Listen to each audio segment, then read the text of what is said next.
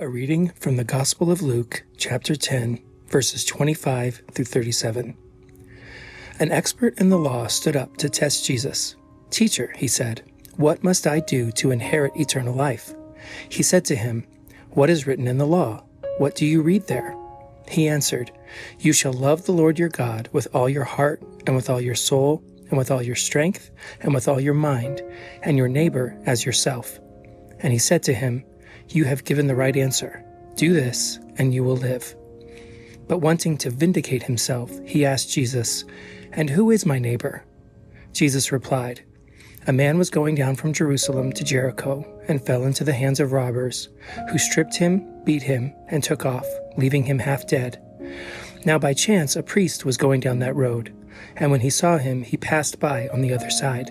So likewise a Levite, when he came to the place and saw him, passed by on the other side. But a Samaritan, while traveling, came upon him, and when he saw him, he was moved with compassion. He went to him and bandaged his wounds, treating them with oil and wine. Then he put him on his own animal, brought him to an inn, and took care of him.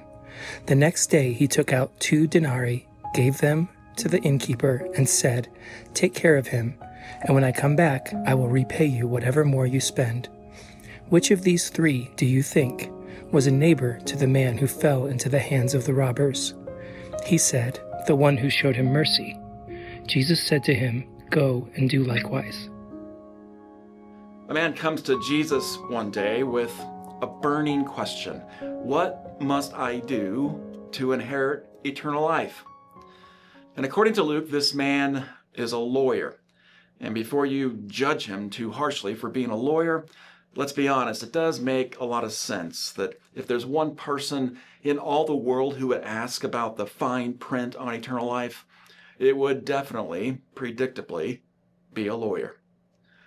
When Jesus says a lawyer walks up to Jesus, we're probably already wondering if this is an actual setup to a first century version of that proverbial lawyer joke. But this man isn't a lawyer in the modern sense of the word. He's not the self-proclaimed strong arm we see on highway billboards and TV commercials. He's not the kind of lawyer who has a broken nose from chasing too many parked ambulances. No, he's not even an expert in civil or criminal or constitutional law. This lawyer is an expert in mitzvot, or Mosaic law, this complex system of 613 commandments that were once given by God to the Israelites through Moses. And this lawyer in the story interprets and teaches mitzvot in rabbinical schools and synagogues. And because Jesus is a Jewish rabbi whose teachings are gaining popularity, he's intrigued by Jesus. And that's why he comes to him with this burning question. What must I do to inherit eternal life? Now, some scholars suggest that this lawyer is trying to trap Jesus, to frame him as a heretic. Perhaps. But we shouldn't assume the worst of this lawyer. His question is one we'd all like an answer to. What must I do to inherit eternal life? It's a timeless question, isn't it? Is there anything I can do to ensure that I won't actually have to die? But Jesus answers the lawyer's question with a question of his own. And this is the brilliance of the rabbinic tradition. Good rabbis usually don't answer the question. Good rabbis always answer the person. And so Jesus asks the lawyer, what does mitzvot, the law, what does that say? What is your interpretation? To which the lawyer responds, love the Lord your God with all your heart, with all your soul, with all your strength, with all your mind. That's from Deuteronomy 6. It's called the Shema, and it's an ancient law that's recited twice daily by Jews. But the lawyer adds a second requirement. He says, you shall love your neighbor as yourself. That's from Leviticus 19. And this is what we've come to know as the Golden Rule. And by uniting these two commands, love of God and love of neighbor, this expert in the law is suggesting that these two laws are really one law. They are inseparable, and they are indispensable to eternal life. And Jesus in the story agrees. You're right. He says, go and do this, and you will live. But this guy's a lawyer, and no lawyer is ever satisfied until they've turned to read the fine print carefully.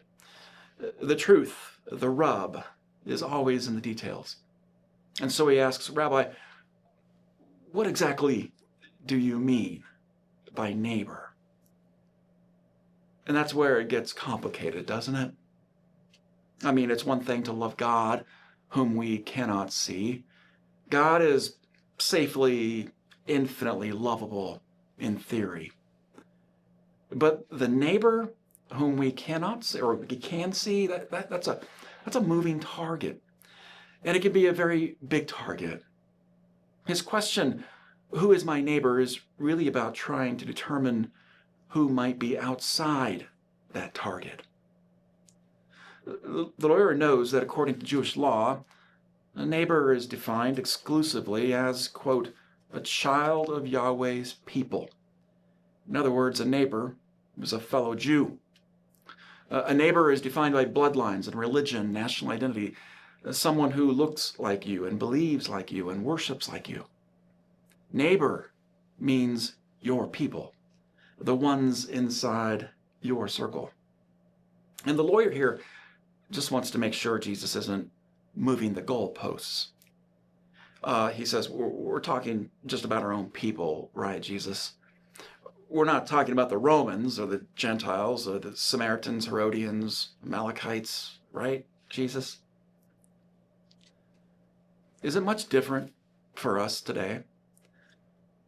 The word neighbor once meant something simple, something geographic. It meant the people living next door, down the street, or in the same village, people whose names you knew because you had to know them, people you couldn't avoid even if you wanted to. Proximity made the definition of neighbor for you. But the world has been rearranged, and we live in subdivisions where we never really learn the names on the mailboxes.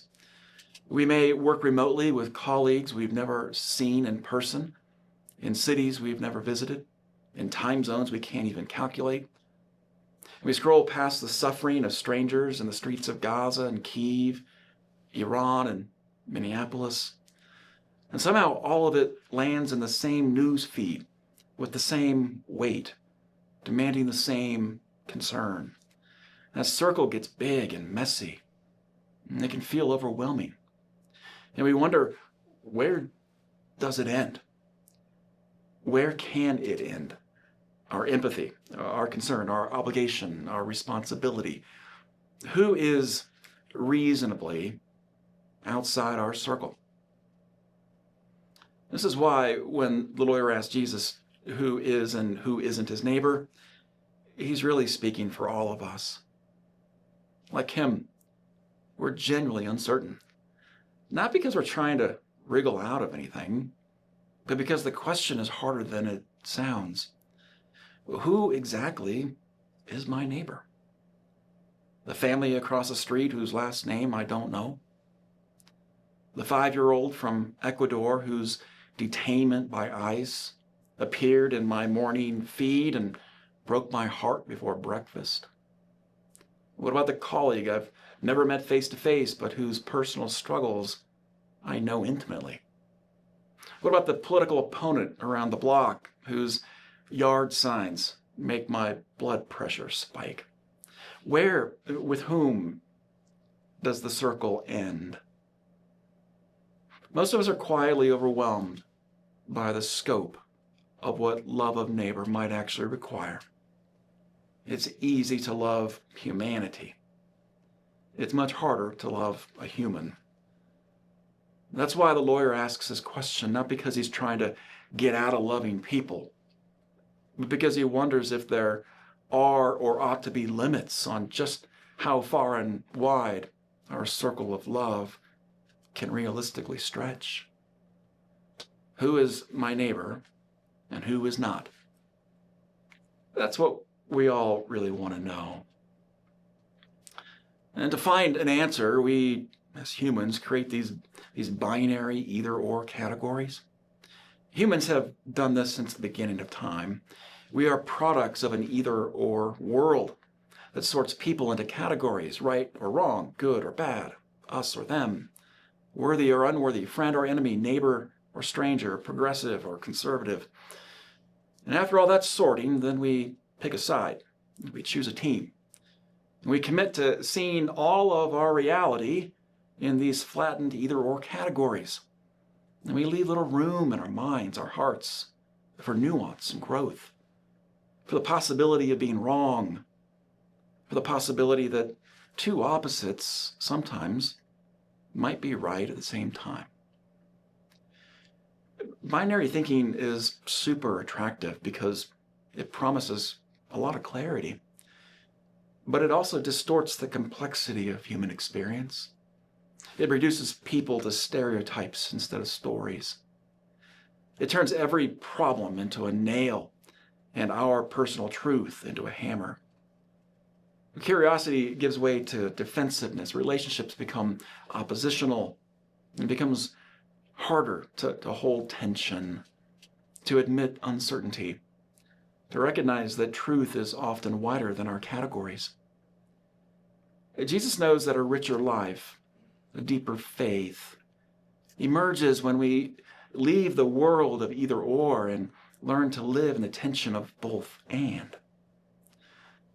It's only in that tension that humility and empathy and transformation can finally breathe. Which is why he tells his new lawyer friend a story about a man who, while traveling to Jericho, is mugged by robbers, left for dead by the side of the road. And it's a sad but not unusual story. The road from Jerusalem to Jericho was notoriously dangerous, riddled with thieves, unsafe to travel alone. The fact that someone is beaten and robbed on that road, it's not at all that shocking. But then two genuinely astonishing events do happen in the story. The first shocker is that two passersby who could have helped, a priest and a Levite, two religious leaders, they see the man in crisis, and yet not only do they do nothing, they actually go out of their way to avoid the man altogether.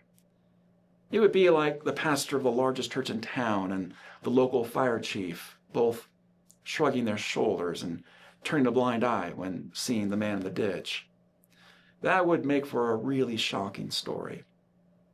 But the real shocker comes when Jesus says that along comes a man who shouldn't have cared at all, but actually does.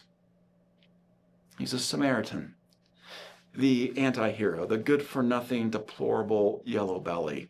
Think Walter White, Tony Soprano, Severus Snape, the guy you just love to hate. If Jesus were telling this parable in Israel today, I think it would be called the parable of the good Palestinian. That's how shocking this story felt to Jesus' audience. Samaritans were despised by Jews, yet it's a Samaritan in the story who is moved with compassion when he sees the man in need. A Samaritan who gets off his donkey, bandages the man's wounds, and puts him up in a Motel 6 with free Wi-Fi and HBO, and tells the weary clerk behind the window, whatever he needs, I'm good for it. Jesus asks the lawyer, which of the three in this story was a neighbor to the man in need? And do you see what Jesus has done here? This extraordinary theological jujitsu mastery. The lawyer had asked Jesus, who was my neighbor? But Jesus flips the question right back at him and at us. And he asks the lawyer, who acted like a neighbor to the man in need? It turns out that neighbor, according to Jesus, is not defined by family or bloodlines or religion or nationality or any of these other binary categories that we've created. It turns out that we get to define neighbor ourselves. And we define it by our neighborliness. We define neighbor whenever we see in the face of the stranger the very face of our brother, our sister, our mother, father. And we turn the stranger into a neighbor whenever we do the work of neighboring. What the lawyer feared most is what Jesus actually did. Jesus moved the goalposts. He invites us into this tension of that fragile, frightening space between our fixed binaries. He asks us not who is our neighbor, but what kind of neighbor are we? Several years ago, when we were living in San Diego, I pulled into a gas station to fill up the tank. And when I stepped out of the car, a young woman scampered over and stood before me. It's almost like she was waiting for me. Excuse me, she said, we ran out of gas. We're trying to get back home. I'm not asking for money, she said. I just wondered if you would be willing to put some gas in our tank. I don't know what it was about her that didn't quite stack up for me. Maybe it was the clove cigarette hanging out of her mouth, or what seemed like just a slight overabundance of piercings in the ears and lips and eyebrows, or maybe it was the 72-ounce Slurpee in her hand. Maybe it was also the aforementioned boyfriend who was perched on the curb, who was doing his best Marilyn Manson impression, angsty and aloof and wearing way too much leather for a hot July day in California. Maybe it was that gas was $4.85 a gallon, and being a good Samaritan here, this is going to cost me something. But actually, I think this is what it was. It was the faces of my 3 kids pressed up against the minivan window, watching me with great interest. I'm not trying to be the hero of my own story here.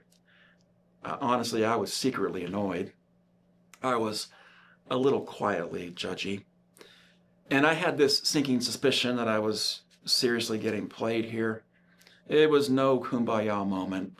I didn't have the joy down in my heart, as they say. I wasn't feeling super Jesus-y about anything. But I filled up her tank, trying at the time to disguise my annoyance.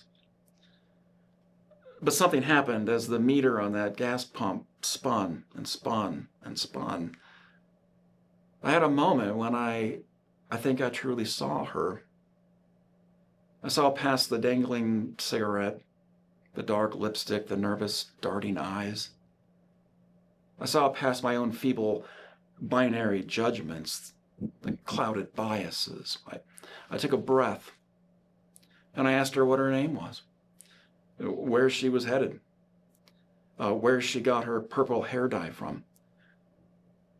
And that's when a beautiful truth struck me. This young woman standing before me is someone's daughter, someone's sister, maybe even someone's mother. And in the strange, revolutionary economy of Jesus, that makes her my daughter, my sister, my mother, my neighbor.